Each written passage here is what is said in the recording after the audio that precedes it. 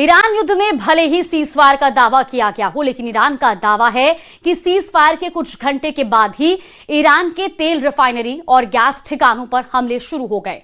Iran ने भी पलटवार करते हुए दावा किया कि उसने सऊदी अरब, कुवैत, यूएई और इजराइल पर मिसाइल और ड्रोन हमले किए।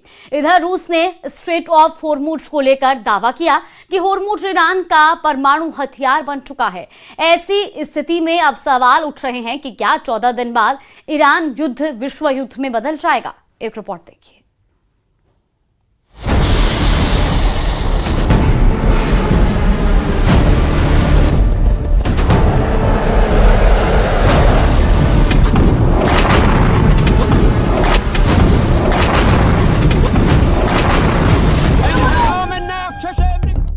सीज फायर की आड़ में सबसे खौफनाक युद्ध की तैयारी।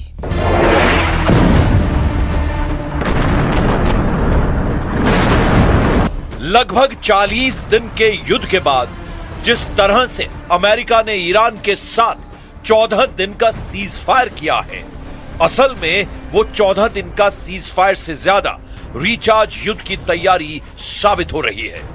दावा किया जा रहा है कि सीज फायर के ऐलान के लगभग 10 घंटे के अंदर ही ईरान की तेल रिफाइनरी और सीरी द्वीप पर हमला करके अमेरिका और इजराइल ने एक तरह से सीज फायर तोड़ दिया है। खुद ईरान ने आरोप लगाया है कि सीज फायर के बाद अमेरिका और इजराइल ने ईरान के ठिकानों पर हमला किया है।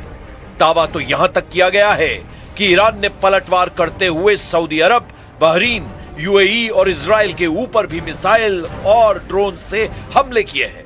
हम आपको दिखाने जा रहे हैं कि कैसे 40 दिन से ईरान युद्ध अमेरिका और इजराइल के लिए नासूर बन चुका है और क्यों अमेरिका ईरान के यूरेनियम को छीनते छीनते यू टर्न मारकर वापस भागने को मजबूर हुआ है। हैरान करने वाली बात तो यह है कि इस सीज फायर का सबसे ज्यादा नुकसान अमेरिका और इजराइल को ही रणनीतिक रूप से होता दिख रहा है, क्योंकि अभी भी ईरान का यूरेनियम बचा हुआ है। अभी भी ईरान का पूरा कंट्रोल स्ट्रेट ऑफ हॉर्मुज पर बना हुआ है। अभी भी ईरान की मिसाइल पावर जबरदस्त तरीके से पलटवार कर रही है। 14 दिन का सीज फायर नहीं, 14 दिन का रिचार्ज युद्ध शुरू।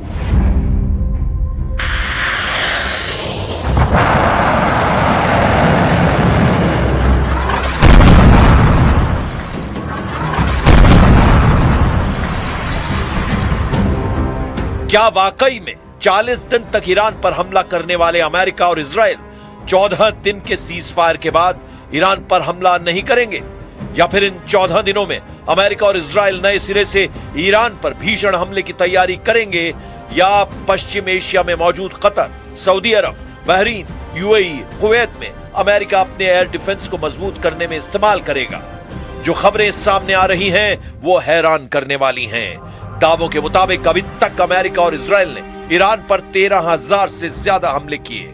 इसमें निश्चित तौर पर ईरान की सैन्य क्षमता काफी कमजोर हुई है, लेकिन इतनी भी नहीं कि वो घुटने टेक दे। उसके भंडार में अभी भी सैकड़ों बैलिस्टिक और क्रूज मिसाइलों की क्षमता बनी हुई है। ईरान ने 40 दिन के युद्ध में साबित कर दिया है कि ईरान को हवाई हमलों से हराना आसान नहीं, लेकिन अगर जमीनी हमला ईरान पर होता है तो फिर ईरान के साथ ऐसी खूनी जंग होगी जिसे रोकना अमेरिका और इजराइल के बस की बात नहीं रहेगी। हम आपको दिखाते हैं कि कैसे 14 दिन के सीज फायर का फायदा अमेरिका और ईरान उठा सकते हैं। ये 14 दिन युद्ध विराम के कम और रणनीतिक तैयारी के ज्यादा लग रहे हैं। वर्तमान खुफिया रिपोर्टों और अंतरराष्ट्रीय मीडिया जैसे CSIS और ISW की रिपोर्ट के मुताबिक ईरान की नई युद्ध रणनीति और उसके अगले संभावित कदम कुछ इस तरह हो सकते हैं।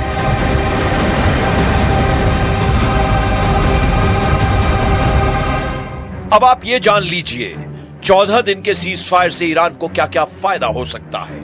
एयर डिफेंस मजबूत करना आसान होगा, मिसाइल स्टॉक रीऑर्गेनाइज करना भी संभव होगा।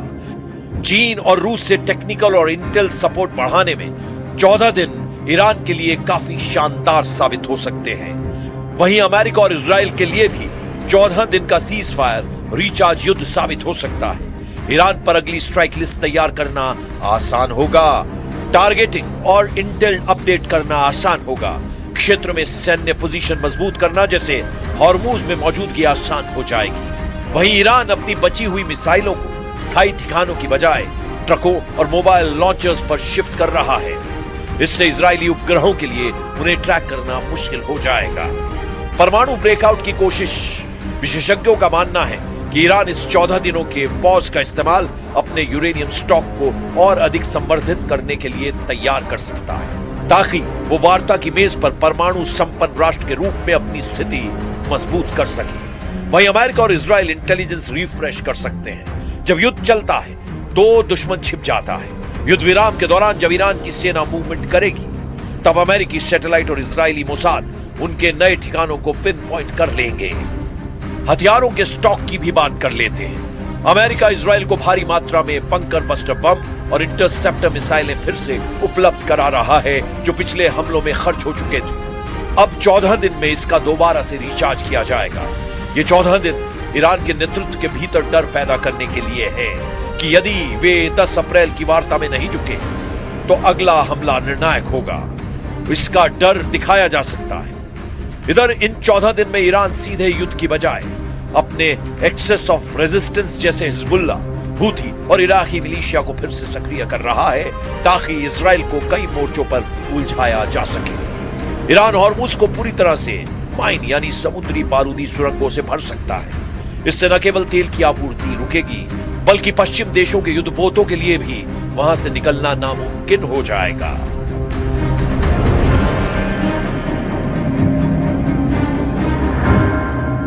President Trump forged this moment. Iran begged for this ceasefire, and we all know it. As the President truth this morning, a big day for world peace. Iran wants it to happen. They've had enough. Operation Epic Fury was a historic and overwhelming victory on the battlefield. A capital V military victory. By any measure, Epic Fury decimated Iran's military and rendered it combat ineffective for years to come.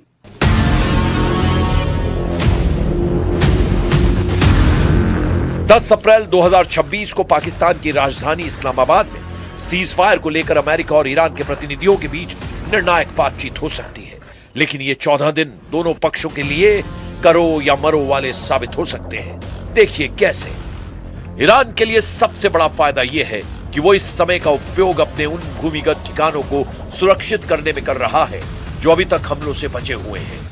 अगर Iran को लगता है कि उसकी सत्ता खतरे में है, तो वो सैमसन ऑप्शन यानी सब कुछ दांव पर लगा देना अपना सकता है, जिसमें वो अपने पास मौजूद हर घातक हथियार का उपयोग एक आखिरी हमले के रूप में कर सकता है। ईरान अपनी मिसाइलों को फिर से रीलोड करेगा और कमांड सेंटरों को जमीन के और गहरे हिस्सों में ले जाएगा, जबकि अमेरिका और इजराइल रीसप्लाई यानी हथियारों की आपूर्ति करेंगे और ईरान की हर हलचल पर पैनी नजर रखेंगे, ताकि 15वें दिन यदि हमला करना पड़ गया तो वे ईरान के नए ठिकाने को जानते हों।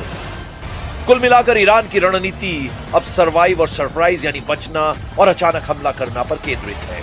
ईरान दुनिया को यह दिखाना चाहता है कि वो झुक नहीं रहा है, बल्कि बस अपनी ताकत बटोर रहा है। इन 14 दिनों के दौरान ईरान अपने भूमिगत परमाणु केंद्रों को सुरक्षित स्थानों पर शिफ्ट कर सकता है या फिर अंतिम तकनीकी प्रक्रिया पूरी कर सकता है। अगर 14 दिनों बाद वार्ता विफल होती है तो ईरान दुनिया के सामने ये कह पाएगा कि उसने शांति की कोशिशें की, लेकिन अमेरिका की शर्तें परमाणु कार्यक्रम का पूर्ण उसकी संप्रभुता के खिलाफ थी। संभव है कि 10 अप्रैल के बाद चीन और रूस मिलकर ईरान के लिए एक नया सुरक्षा ढांचा पेश करें जो अमेरिकी वर्चस्व को चुनौती देगा। We are not putting any trust on the other side, so our military forces are keeping their preparedness, they are keeping their vigilance to react to any scenario. But meanwhile, we will go for negotiations to see how serious the other side is. Iran का परमाणु बम निकला Hormuz, रूस के पूर्व राष्ट्रपति का बड़ा दावा। ताजा कूटनीतिक हलचल के बीच रूसी विदेश मंत्री सर्गेई लावरोव पुतिन के करीबी और रूस के पूर्व राष्ट्रपति दिमित्री मेदवेदेव और क्रेमलिन के बयानों ने अंतर्राष्ट्रीय राजनीति में हड़कंप मचा दिया है। रूस ने न केवल ईरान के परमाणु कार्यक्रम का बचाव किया है, बल्कि हॉर्मुज को लेकर पश्चिम देशों को कड़ी चेतावनी भी दी है। रूस के सुरक्षा परिषद के उपाध्यक्ष और पूर्व राष्ट्रपति दिमित्री मेदवेदेव ने स्ट्रेट ऑफ हॉर्मुज को ईरान का ऐसा परमाणु हथियार बताया है जिसे सुनकर अमेरिका और इस्राएल को जबरदस्त मिर्ची लग गई है। दिमित्री मेदवेदेव ने बेहद तीखा बयान देते हुए कहा कि अमेरिका और इस्राएल के इन हमलों के बाद अब इसमें कोई संदेह नहीं रह गया है कि ईरान तिगुनी ऊर्जा के साथ परमाणु हथियार बनाने की कोशिश करेगा। उनका तर्क है कि जब किसी देश के अस्तित्व पर संकट आता है वो आत्मरक्षा के लिए चरम कदम उठाता है।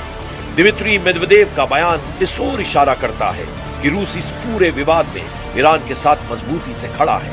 उनका मानना है कि 10 अप्रैल की इस्लामाबाद वार्ता केवल एक पड़ाव है और असली खतरा 14वें दिन के बाद शुरू होगा। उनके इन बयानों ने पश्चिम देशों, खासकर अमेरिका के भीतर एक नई बहस छेड़ दी है कि क्या रूस इस युद्ध विराम के दौरान ईरान को गुप्त रूप से सैन्य सहायता S-400 आदि पहुंचा रहा है।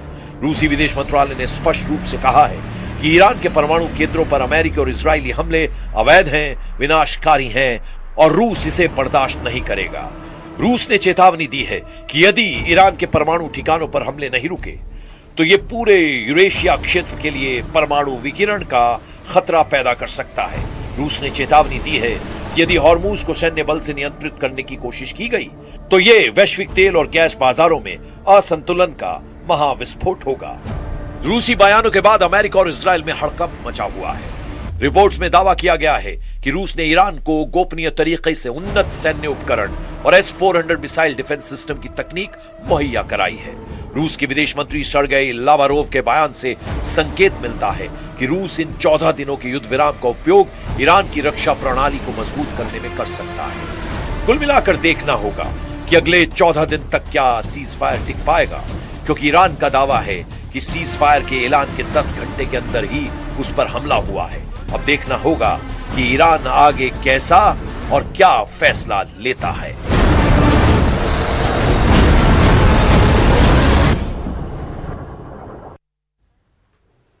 वहीं पश्चिम एशिया में जारी युद्ध के बीच 2 हफ्तों के सीज फायर का ऐलान हो गया है। अब खबर है कि अमेरिका, ईरान, इजराइल और लेबनान चारों देश सशर्त सीज फायर के लिए तैयार हो गए हैं। डोनाल्ड ट्रंप के ऐलान के बाद अब नजरें टिकी हैं उस शांति समझौते पर जो तय करेगा कि ठहराव स्थायी शांति बनेगा या फिर जंग का अगला अध्याय शुरू होगा।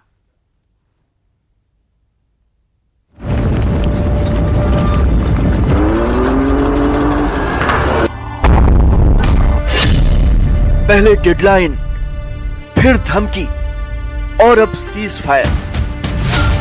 पश्चिम एशिया में पिछले करीब 40 दिनों से चल रहा महायुद्ध अब सीज फायर की तरफ बढ़ चुका है। अगले 2 हफ्ते तक दोनों देशों के बीच अब ना तो गोलीबारी होगी, ना ही मिसाइलें चलेंगी और ना ही ड्रोन उड़ेंगे। ईरान को दी गई डेडलाइन के खत्म होने से 1.5 घंटे पहले अमेरिकी राष्ट्रपति ट्रंप ने 2 हफ्ते के सीज फायर का ऐलान किया, जिसमें उन्होंने बताया कि ये फैसला एक अहम शर्त के साथ जुड़ा है, जिसके मुताबिक ईरान को तुरंत हॉर्मुज स्ट्रेट खोलना होगा। अपने social media platform truth social पर पोस्ट करके ट्रंप ने सीज फायर की जानकारी दी। उन्होंने लिखा, पाकिस्तान के प्रधानमंत्री से बातचीत के बाद उन्होंने मुझसे कहा कि आज रात ईरान पर होने वाले हमले को रोक दिया जाए, इस शर्त पर कि ईरान तुरंत पूरी तरह और सुरक्षित तरीके से हॉर्मुज स्ट्रेट को खोल दे। मैं 2 हफ्तों के लिए हमले और बमबारी रोकने के लिए तैयार हूँ। ये दोनों तरफ से लागू होने वाला सीज फायर होगा।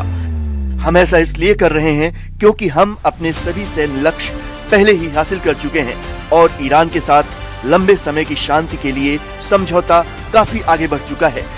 हमें ईरान की तरफ से 10 बिंदुओं का प्रस्ताव मिला है जिस पर बातचीत हो सकती है। उधर ईरान ने भी सीज फायर की पुष्टि की। ईरान के विदेश मंत्री अब्बास अराक्ची ने कहा, 2 हफ्तों तक दोनों देशों के बीच सीज फायर रहेगा, जिसमें हॉर्मुज से जहाजों की आवाजाही जारी रहेगी। अमेरिका ने ईरान के 10 सूत्रीय प्रस्ताव को स्वीकार कर लिया है, जिस पर बातचीत होगी। दोनों देशों के बीच हुए इस समझौते के लिए ट्रंप के सामने ईरान ने जो शर्तें रखी हैं, उनके मुताबिक ईरान पर अमेरिका कोई हमला नहीं करेगा। हॉर्मुज स्ट्रेट पर ईरान का कंट्रोल बरकरार रहेगा। ईरान को परमाणु संवर्धन जारी रखने की अनुमति होगी। ईरान पर अमेरिका के सभी आर्थिक प्रतिबंध खत्म होंगे। ईरान पर लगाए गए सभी सेकेंडरी प्रतिबंध भी खत्म। संयुक्त सुरक्षा परिषद के सभी प्रस्ताव रद्द। International atomic energy agency board of governors के सभी प्रस्ताव रद्द होंगे। अमेरिका ईरान को जंग में हुए नुकसान का हर्जाना देगा। पश्चिम एशिया से अमेरिकी सेना की वापसी होगी और लेबनान समेत सभी मोर्चों पर युद्ध विराम होगा। उधर ईरान के सुप्रीम लीडर मुज्तबा खामनेई ने भी सीज फायर को अपनी मंजूरी दे दी है। इस्लामिक रिपब्लिक की सुप्रीम नेशनल सिक्योरिटी काउंसिल ने 2 हफ्ते के सीज फायर का जिक्र करते हुए एक बयान जारी किया, जिसमें कहा गया है कि समझौते की डिटेल्स को फाइनल करने के लिए शुक्रवार से बातचीत शुरू होगी। इसका मकसद अमेरिका के साथ होने वाले समझौते की शर्तों को ज्यादा से ज्यादा 15 दिनों के भीतर अंतिम रूप देना है। इस तरह महायुद्ध पर फिलहाल 2 हफ्ते का ब्रेक जरूर लग गया है, लेकिन खतरा टला नहीं है। अगले 14 दिनों में अमेरिका और ईरान के बीच होने वाली बातचीत ये तय करेगी कि ये युद्ध खत्म होगा या फिर महायुद्ध के नए चैप्टर की शुरुआत होगी।